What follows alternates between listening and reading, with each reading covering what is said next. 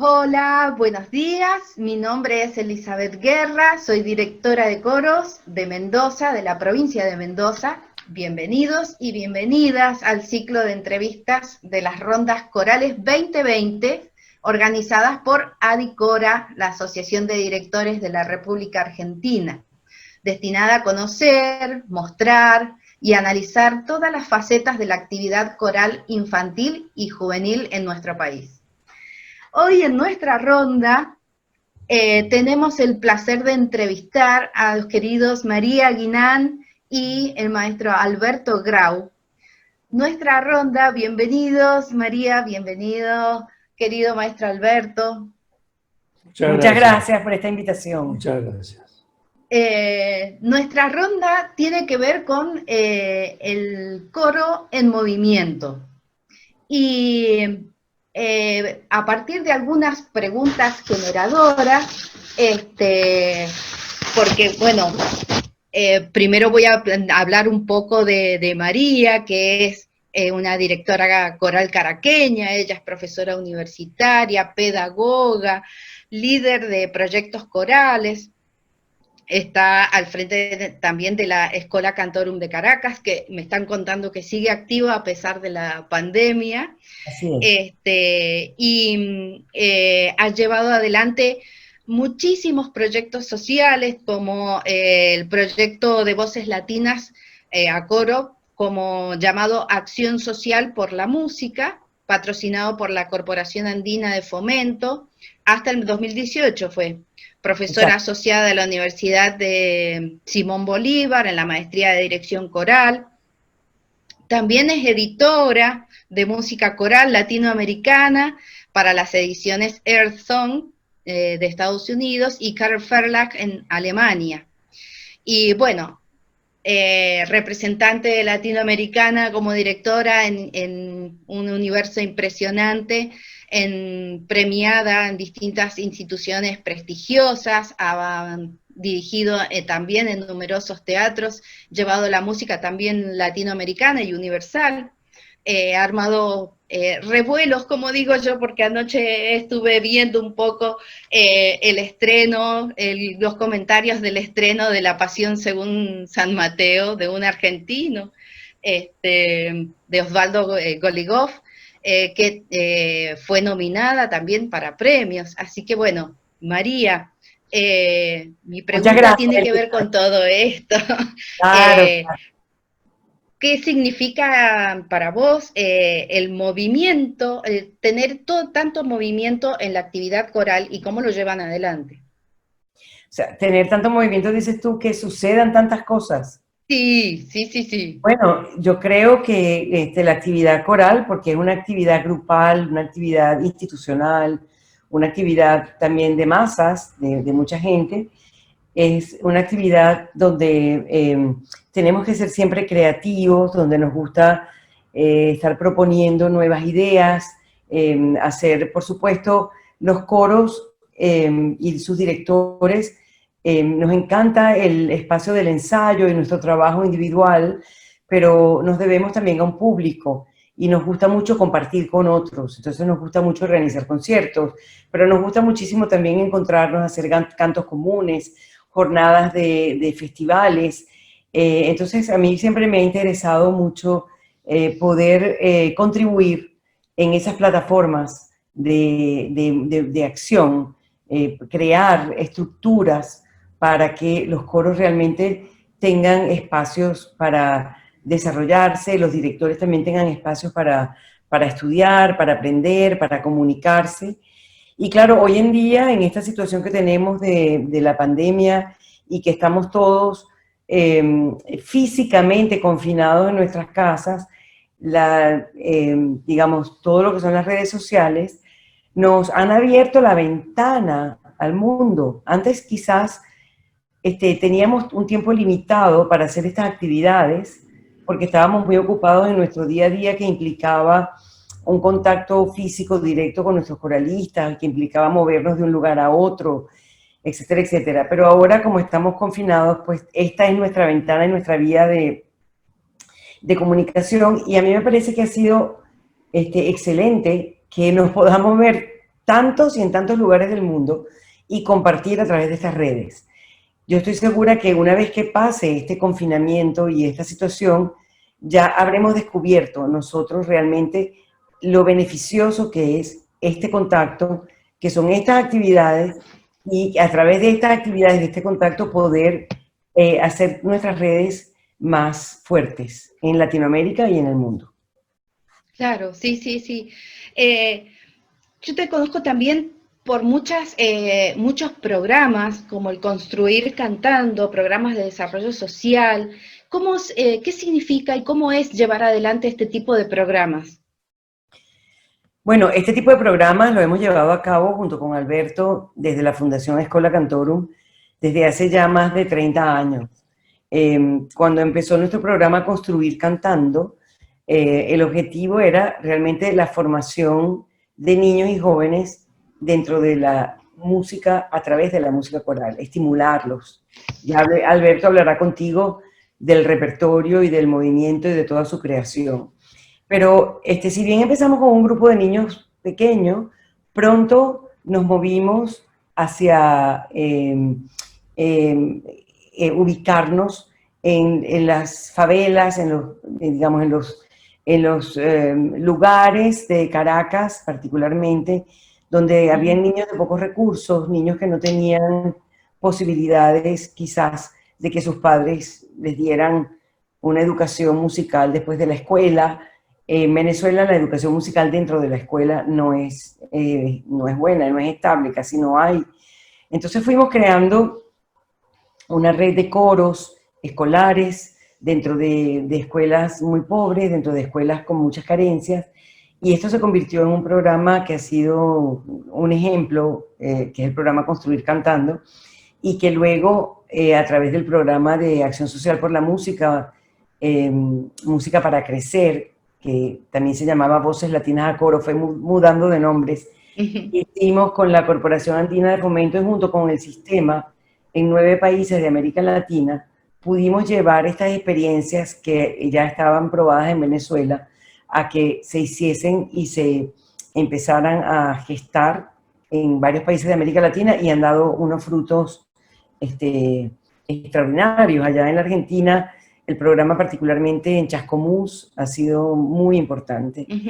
Y bueno, pensamos que siendo Argentina un país con tanta tradición coral, el programa de acción social por la música que se ha llevado a cabo allá y que ellos también han ramificado pues a otras partes, ha sido muy importante. Sí, nombrabas estos proyectos, ¿están dirigidos a niños y jóvenes también? Sí, porque claro, empezamos con la escuela primaria. O Sí. sea, a veces si las escuelas tienen preescolar, tomamos a los niños en preescolar, la escuela primaria, y claro, después que los niños terminan la escuela primaria, tienes que ofrecerles un espacio también a los jóvenes que van a la secundaria. Lo que sucede en Venezuela muchas veces es que los niños salen de la escuela primaria y después van a distintas secundarias.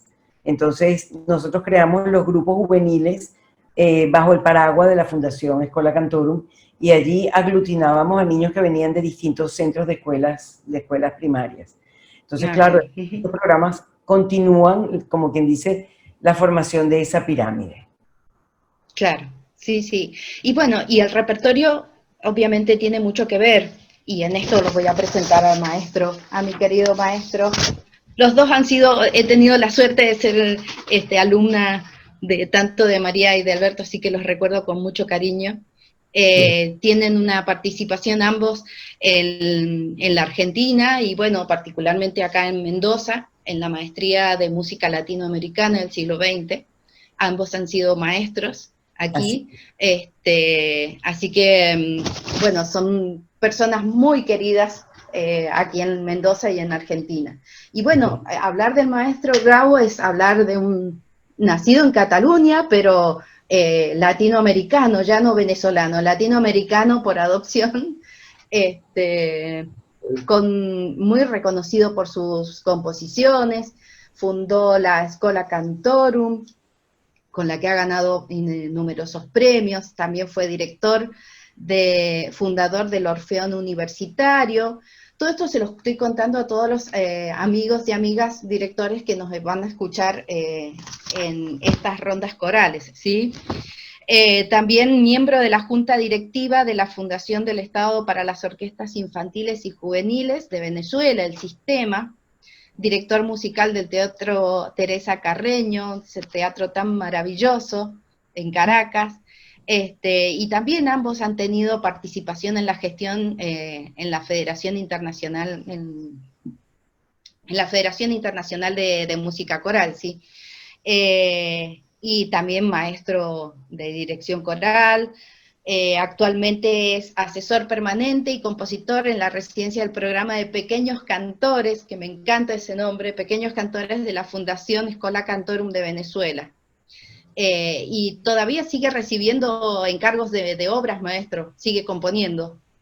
Sí, sí, sigo componiendo y, claro, encantado de que me pidan obras para hacer encargos, digamos, de composiciones y que me las paguen. Sí, por supuesto. Sí, sí. Maestro, todas sus composiciones, bueno, no en todas, pero bueno, creo que en una gran mayoría la euritmia es un tema muy importante en su composición. ¿Cómo llega a la euritmia? Bueno, eso fue todo un proceso. Tal vez fue una preocupación de ver que nuestras agrupaciones, no solo de niños, sino también de adultos, eran unas agrupaciones muy acartonadas, muy tiesas para cantar, y que les faltaba tal vez esta soltura que exige, digamos, que tenga el ser humano en un momento dado para expresarse libremente los pies, con las manos, con el movimiento, y que la música salga de una manera como más expresiva, más natural, que cuando uno está cantando, digamos, con una pieza extremadamente triste o muy alegre, pues pudiera ser como si lo hiciéramos de una manera más teatral, digamos. Yo creo que Claro. la vida de los coros tiene que ir hacia el espectáculo. Algún día nosotros tenemos que, para seguirnos ganando al público, tener coros que puedan cantar y a su vez puedan actuar. Digamos, el ser humano necesita, digamos, del movimiento, es algo natural en nosotros, necesita de la danza, y yo creo que poco a poco tenemos que ir hacia ese lado, si no nos vamos a quedar así, digamos, en una época más bien antigua, ¿no? Y bueno, no es algo que me ocurrió de un día para otro, sino que fue un convencimiento que vino, digamos, progresivamente. Y como he visto tantos coros ya de niños y tantas, no solo en Venezuela y en Latinoamérica, sino que hay los países orientales hoy en día que hacen cosas tan extraordinarias, espléndidas, con coros de niños, coros de adultos, con toda una escenografía y cantando igual o mejor todavía de lo que podrían hacer si solo fuera un coro, digamos, estático, desde el punto de vista de la persona, ¿no? Entonces, hoy en día, más que nunca, estoy convencido de que no estábamos equivocados y que fue una buena idea. Además, uno ve especialmente a los niños y a los jóvenes, que son más desinhibidos cuando cantan y son más felices. Son más felices porque logran, pues, digamos, tener más confianza en lo que están haciendo y se transforman, pues, en pequeños actores, ¿no? Así que yo creo que este es el camino. Mis obras generalmente yo les pongo a casi todas las obras, yo diría, algún tipo de expresión corporal. Y me ha dado muy buen resultado. Hemos tenido más problemas, yo diría, con los coros de adultos, porque allí en Venezuela decimos, loro viejo no aprende a hablar. Entonces, Sí, los coros ya de adultos que de golpe y porrazo les pones a levantar los brazos o a dar una vuelta o algo así, siempre hay algunos que se rebelan, ¿no? De todos modos también tenemos la experiencia y, que hemos podido, que cuando ellos logran hacerlo y seguir cantando, se sienten también más felices, ¿no? Pero es un camino un poco más largo. Lo ideal es comenzar con sí. niños que tengan 4 o 5 años y que el canto y el movimiento les acompañe digamos, hasta sus últimos días, ¿no? Eso sería lo ideal para el ser humano. Ojalá se logre algún día. Hablamos de la euritmia y de esto como una práctica del movimiento dentro de la música.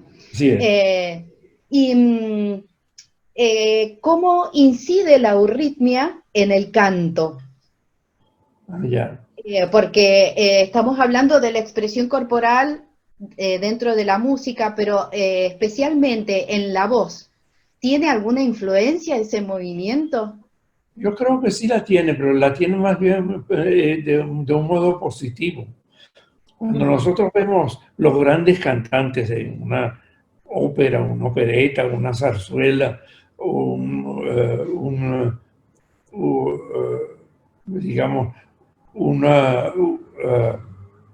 concierto de música Contemporánea. contemporánea o esto, Claro, todo este movimiento, vemos que el movimiento no impide que una persona pueda cantar sentada o acostada en el suelo o caminando. Hubo durante mucho tiempo la creencia que teníamos que estar siempre quietos y pensando en una posición del cuello y la cabeza, pero estos son mitos que se han podido ir superando, yo creo.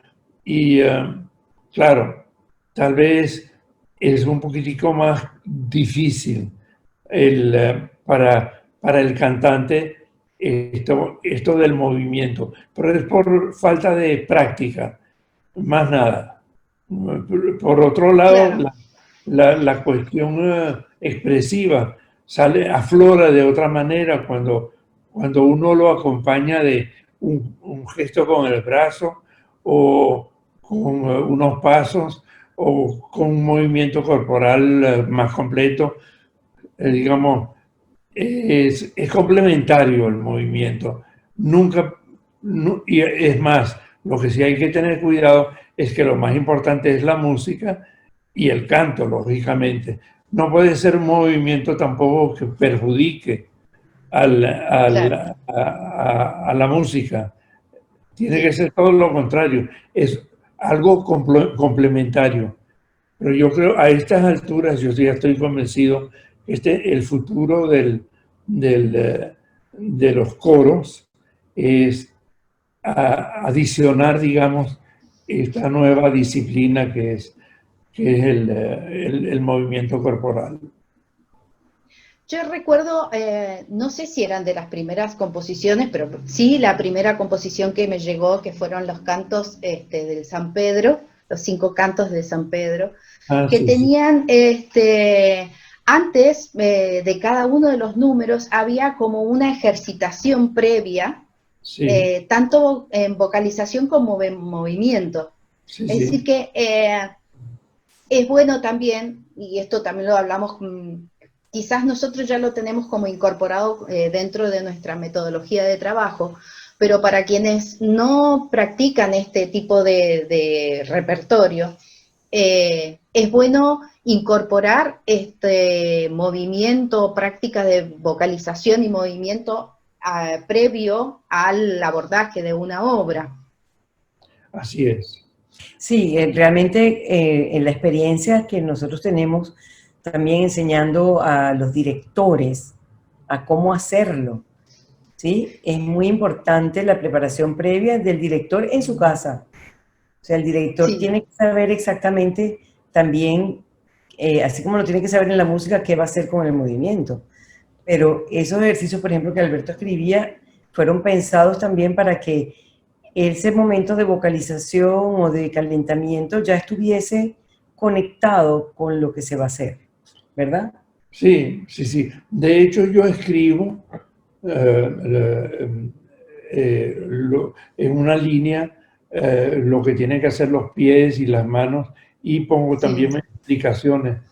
Pero lo más importante es, primero, el convencimiento y segundo, aceptar, tener una cierta elasticidad por si algún miembro del coro o el director que va a montar la pieza agrega cosas que no haya escrito o cambia algún pasaje, porque a veces el compositor no es la persona más idónea, tendría que ser casi un coreógrafo, sería lo ideal, ¿no? Pero yo ya llegué tarde, pues tal vez alguno de mis discípulos pueda estudiar ballet o teatro y complementar, digamos, todas esos experimentos Bueno, que se han hecho. de hecho, Alberto, hay muchas obras tuyas que se han montado, que las han montado otros directores y otros coros en el mundo entero y exploran mucho más el movimiento de lo que está escrito en la Sí, partitura. sí, Es sí, decir, sí. van más allá, hacen otras cosas. Y Alberto por lo general siempre comenta que le ha gustado mucho Sí. ver esa creatividad, que digamos que sus propuestas son unas sugerencias que, digamos, desde el punto de vista rítmico, están ligadas orgánicamente a la música, para que no se invente algo que no esté orgánicamente ligado pues con la música. Pero muchas veces dentro de esa propuesta ya rítmica hay otro tipo de movimiento, digamos, de géstica que queda muy bien. Sí, yo Qué creo que bueno. sí, perdón, lo más importante es tener como una guía, digamos, un comenzar. Después que uno ha estudiado la pieza y todo eso, ver qué es lo que está escrito en relación a la euritmia y luego también agregar. A veces las cosas que se agregan son muy buenas, otras veces no. Otras veces lo hacen, no lo hacen mejor, sino que sería mejor que trataran de hacer lo que está escrito. Y ya. Pero aquí Bueno, esto abre dos caminos. Primero, la pregunta es, ¿cuáles son los caminos para llegar a ese movimiento específico que el compositor imagina?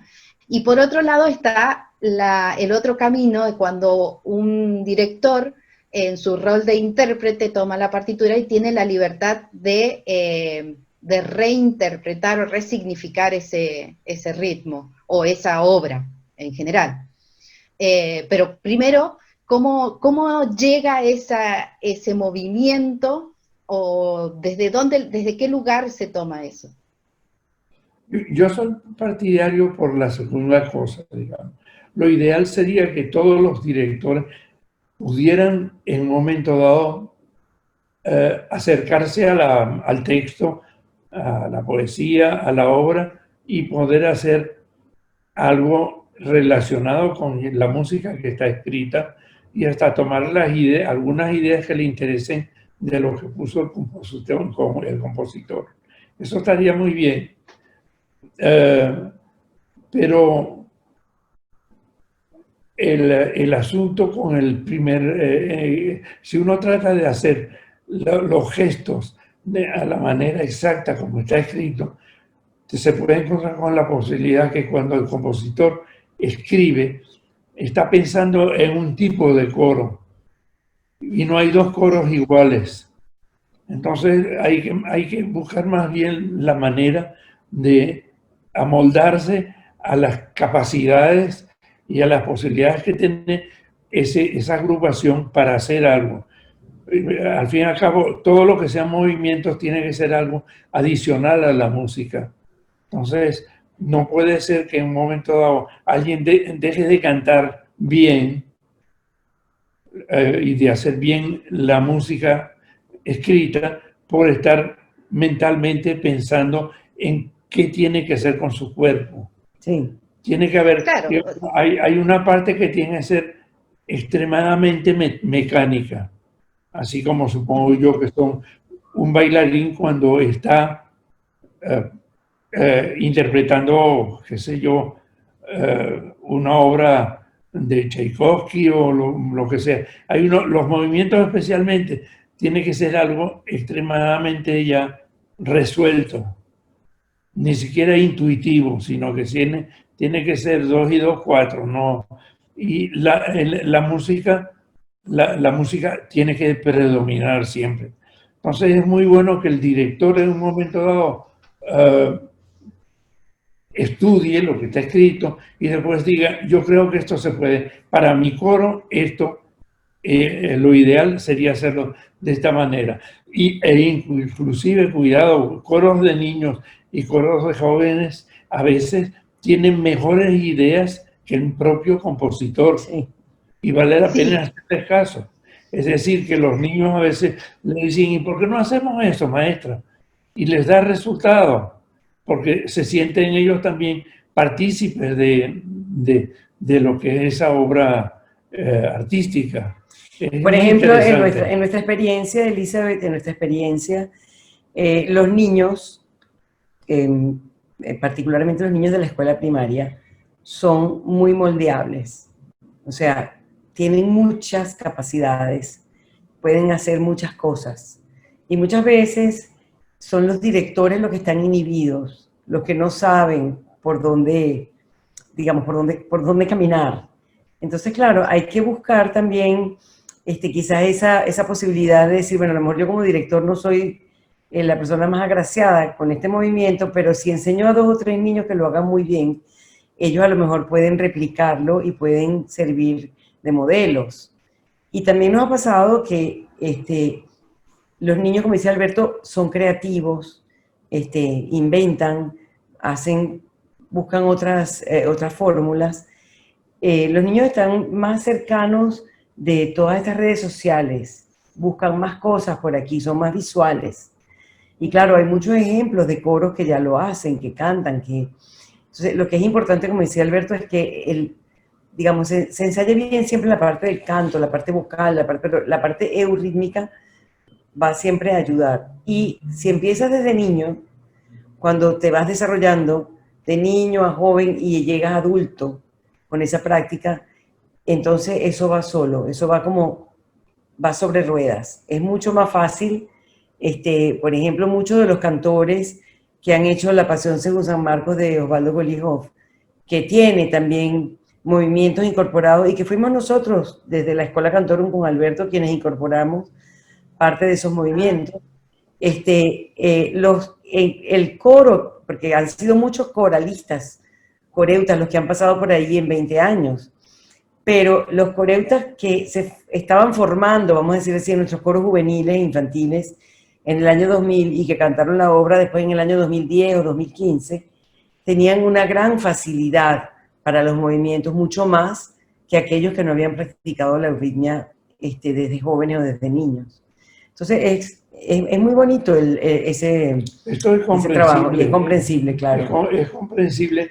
El autor o el compositor en un momento dado le viene a la mente una idea y tiene que escribir, tiene que hacer algo, tiene que seguir adelante. Pero eso no quiere decir que sea la mejor idea.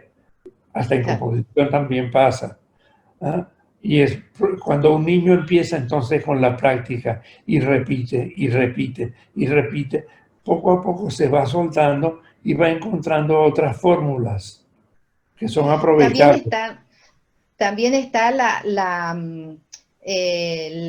posibilidad que el director del coro le da a los niños coreutas, la posibilidad también de construir y colaborar en la construcción de esa interpretación, ¿sí?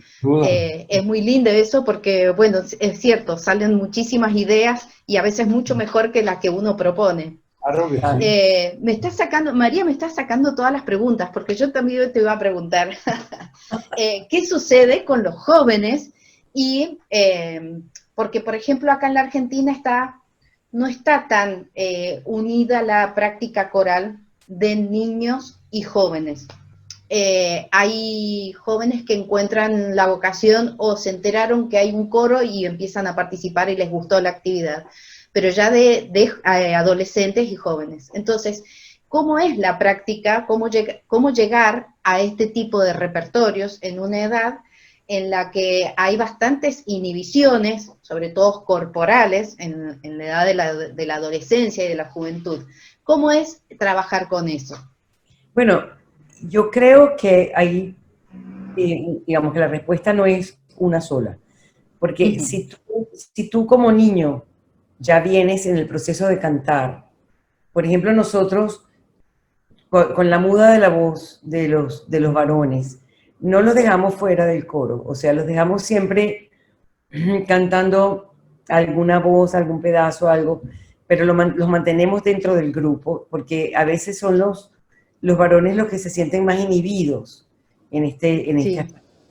Y entonces, de esa forma, ellos atraviesan por esa etapa y ya se sienten incorporados. También en Venezuela sucede, porque cuando estamos hablando de jóvenes, para nosotros los coros juveniles empiezan cuando el niño termina la escuela primaria, que tiene 12 años, 11, 12 años. Claro. El coro juvenil es mientras el niño está, vamos a decir, en todo el bachillerato y quizás parte de la universidad. Muchas veces hay coros juveniles que empiezan en la universidad, o sea, 5 años todavía después. Nosotros lo que estamos tratando es de cubrir esa etapa del bachillerato Sí, entre los 12 y los 18 años, que es una etapa muy interesante donde los jóvenes muchas veces no quieren cantar en coro, no les atrae, pero aquellos que vienen haciendo la práctica desde antes se mantienen. Y claro, si el grupo se conforma, este grupo va a servir de anzuelo para atraer otros jóvenes que si bien no hicieron la práctica de niños, se puedan insertar y se puedan juntar y como decimos nosotros, se peguen a los otros que saben más y aprenden muy rápido. Entonces, nuestros coros juveniles estamos siempre tratando de que sean en ese rango de edad, porque es un rango muy bonito, muy interesante y además es un rango muy preventivo. O sea, es un rango donde es un momento de la vida de estos jóvenes donde tú puedes prevenir a través de una actividad como el canto coral, puedes prevenir muchas actividades que el ocio te trae, como el consumo de drogas, el embarazo precoz y sí, todo eso, sobre todo en esos lugares, digamos, donde hay menos control, por así decirlo, pero también donde hay control también sucede. Entonces, claro, lograr tener esa, vamos a decir, como esa secuencia. No es fácil, pero nosotros insistimos mucho, sobre todo tenemos que estar muy pendientes en la formación de los maestros. Tenemos que formar maestros todo el tiempo, tenemos que formar profesores, tenemos que mantener los espacios vivos y después tenemos que saber cuándo llega el final de ese coro juvenil, ¿verdad? Y entonces ya pasas al coro adulto, pues, o sea, ya entras, entonces, pues hacer otro repertorio que también va a ser un repertorio con el que te vas a divertir, que va a ser, pero es un repertorio que tiene otras exigencias, que vas a aprender y vas a profundizar más en lo que es el canto coral de autor, de otras, digamos, claro. de otros repertorios, pues. Y la pregunta, bueno, es inevitable, porque acá en la Argentina existe la actividad coral infantil que está sostenida por muchas instituciones, pero la institución principal, la que quisiéramos desde la Asociación de Directores, que sea la escuela, no está muy, digamos, apoyada, o sea, no hay muchos coros escolares. Nosotros quisiéramos que cada aula sea un coro, es nuestro como objetivo, como asociación, pero la realidad es que no hay una política educativa que tienda trabajar sobre esta actividad, sobre la actividad coral y los beneficios de la actividad coral en la escuela. ¿Cómo es, y también en la escuela, hablo de la escuela primaria como el bachillerato, como dicen ustedes, aquí se llama escuela secundaria? ¿Cómo se conjugan estas políticas en Venezuela? Bueno, en Venezuela tampoco existe una política del Estado para que haya canto coral y música dentro de la escuela. Lo que pasa es que, si bien algunos de nuestros programas en la Fundación Escola Cantorum son en horario extraescolar, particularmente los coros juveniles, para poder hacer los coros infantiles en las favelas, lo que nosotros los llamamos barrios, en los barrios marginales, no lo podíamos hacer en horario extraescolar, porque es difícil el movimiento o el acceso a esas zonas después de un cierto horario. Entonces nosotros decidimos identificar escuelas en zonas marginales que estuviesen interesadas en hacer una alianza con la Fundación Escola Cantorum, y nosotros les llevamos los profesores de música, nosotros les llevamos los profesores de coro, y la escuela entonces crea el espacio tanto físico como en el horario académico para que la actividad se dé en el horario escolar. Y eso ha sido maravilloso, porque tenemos entonces a los niños en el horario escolar, ¿verdad?, cantando en el coro. Muchas veces son los niños de mejor rendimiento, otras veces, bueno, en el nivel preescolar sucede para todos los niños. En el nivel de la escuela primaria tenemos como dos grupos, un grupo que va como de primer grado a tercer grado, y después otro que es cuarto, quinto y sexto, o sea, son como dos niveles, y los niños vienen en horarios de horas de clase de 45 minutos. Eso es a lo mejor 3 veces a la semana, y se van rotando las aulas con el profesor de música, y después tienen un día que hacen el general. Es decir, hay que crear una logística, pero es muy bueno porque realmente son unos coros en que los niños permanecen, perduran. Son unos coros que están haciendo una labor extraordinaria desde un punto de vista de educación dentro de la escuela y de educación también ciudadana en su comunidad. Entonces, lo que nosotros hacemos también es que anualmente creamos un espacio colectivo para que todos estos coros se reúnan en unos grandes conciertos. O sea, por ejemplo, les decimos, bueno, todos los coros vamos a montar esta obra para el mes de mayo, el mes de junio. Y entonces ustedes pueden hacer otras obras, pueden hacer sus trabajos escolares o sus trabajos para su comunidad, pero esto es el colectivo. O en Navidad también tenemos un colectivo. Y entonces buscamos la manera de juntarlos a todos, de sacarlos de sus núcleos y de juntarlos a todos en grandes cantos comunes. Y eso pues ha dado muy bonitos resultados. Sí, pero y que el sentido de pertenencia creo que se va creando con estas construcciones de lugares muy pequeños, alejados, pero ya con un objetivo en común. Creo que este sentido de pertenencia que les da este movimiento hasta llegar a un concierto, que quizás el concierto enorme o grande sea la gran excusa, no, pero lo importante es realmente todo este otro tránsito. Así es, pero sí es increíble. Vale la pena aclarar que lo estamos conversándolo de una manera como si fuera fácil. Digamos, es algo que se puede hacer todavía a pequeña escala, porque nuestros gobernantes y los ministerios nuestros de educación no le dan gran importancia al trabajo. Eso lo podemos hacer porque tenemos patrocinantes privados, gente amiga, y qué sé yo, gente que nos regala el autobús, el otro que nos regala el sándwich y los refrescos, claro, para el intermedio del ensayo. No es sencillo. Claro, sí. Y es una preocupación constante todavía. Claro, o No, sea, no hemos logrado esa cultura que tienen en otros países, en donde la música y el canto coral en especial es algo así como necesario para el ser humano.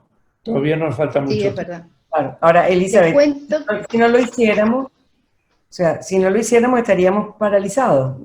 Entonces, sí, bueno, seguimos insistiendo y pensamos, y bueno, nuestro país en este momento atraviesa también circunstancias muy complicadas en Venezuela y hemos perdido una cantidad de maestros de música extraordinarios que se han ido a buscar mejor futuro en otros países y para nosotros eso es una situación muy delicada porque es muy difícil entonces formar esos maestros en poco tiempo. Y bueno, y ahora estamos hablando de una pandemia, estamos con los niños sin escuela presencial, con los niños en escuela virtual, los que pueden. Entonces nosotros en medio de esta también. pandemia estamos buscando la manera de llegarles a todos los niños como podamos, te lo digo porque nos buscamos cuáles son las redes a través de las cuales le llegan los maestros para insertar dentro de eso alguna actividad musical. Entonces, bueno, les hemos pedido, sí hemos logrado algunos resultados muy bonitos con los niños de entornos muy, muy pobres, que recibieran por lo menos un mensaje de música. Entonces les mandábamos algunas canciones muy sencillas, como con una asignación, una pequeña pista instrumental, para que ellos grabaran sobre la pista su vocecita cantando, después hicieran un dibujo alusivo a la canción, nos lo hicieran llegar, entonces después les creamos como un pequeño coro virtual y se los mandábamos para que lo tuvieran de regalo, y eso ha sido maravilloso para sostener el ímpetu, el ánimo, pero no hay duda que cuando termine esta situación tan rara que estamos viviendo para el canto coral presencial y colectivo, pues vamos a tener que empezar desde muy abajo otra vez, vamos a tener que reconstruir y reforestar todo, ¿no? Sí, sí, sí. Les cuento un poco que las rondas estas que hemos planeado con varios directores de coros, no soy sola yo, eh, tienen distintas temáticas y bueno, uno de los planteos que decíamos, bueno, yo me voy a abocar al movimiento en escena, porque bueno, el perfil de director de coro que tengo tiene que ver con eso, entonces me asignaron, digamos, esta ronda, pero hay otras rondas que tienen que ver con la gestión, con el repertorio, Bueno, también con las pedagogías vocales, con los coros escolares. Y bueno, evidentemente no se puede escindir cada una de las rondas totalmente, porque bueno, en esta riquísima charla que estamos teniendo, partimos del movimiento en el repertorio, el movimiento de la actividad coral, pero bueno, también estamos inmersos en un contexto que nos lleva a recrearnos, a pensar en otro tipo de gestión, como dice María, de cómo llegar a cada una de las casas, a cada uno de los integrantes. Y, y bueno, también el repertorio que tenemos que pensar para este contexto también debe ser complicado, ¿o no? Claro, esto es un momento donde lo más importante es mantener la red, la comunicación, llegarle a los cantores, bien sean adultos, jóvenes o niños, hacerles saber que seguimos siendo una familia, que estamos pendientes, que queremos saber de ellos. Y claro, cuando vas a hablar de repertorio, bueno, las plataformas que tenemos y también los dispositivos telefónicos de computadora que disponen muchos, son muy precarios y las plataformas tampoco Sí, son maravillosas. Entonces tenemos que nadie puede pretender ahora estar ensayando como quien está preparando un concierto. Lo que podemos hacer ahora es, sí, conocer algunos repertorios, aprenderlos, fortalecer conocimientos musicales, de teoría musical, de práctica, tener ideas, acostumbrarnos a estudiar solos.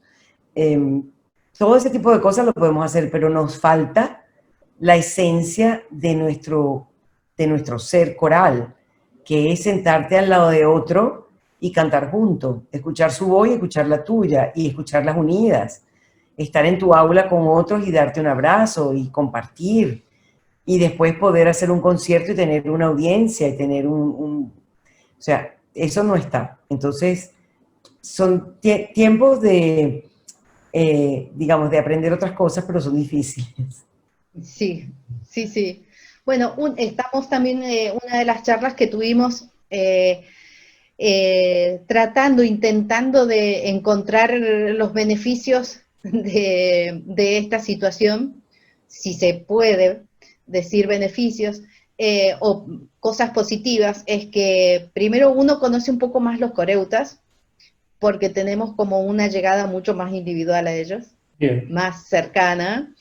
Y por otro lado, quienes trabajamos con coros de niños y de jóvenes, el director de coro entra a la casa y la familia se involucra un poco más porque se entera de toda la cocina, digamos, el proceso de armado, de ensayo, está dentro de la casa, entonces la familia participa de eso, y es como que la actividad coral está tomando otra dimensión, porque los padres, los mismos padres se dan cuenta de decir, ah, pero todo esto es lo que hacías en el ensayo, esto es lo que haces en el ensayo. Es como que de a poco también, si se quiere encontrar algo positivo, yo partiría desde ese lugar, como de involucrar un poco más a la familia de los niños y niñas y también de los adolescentes.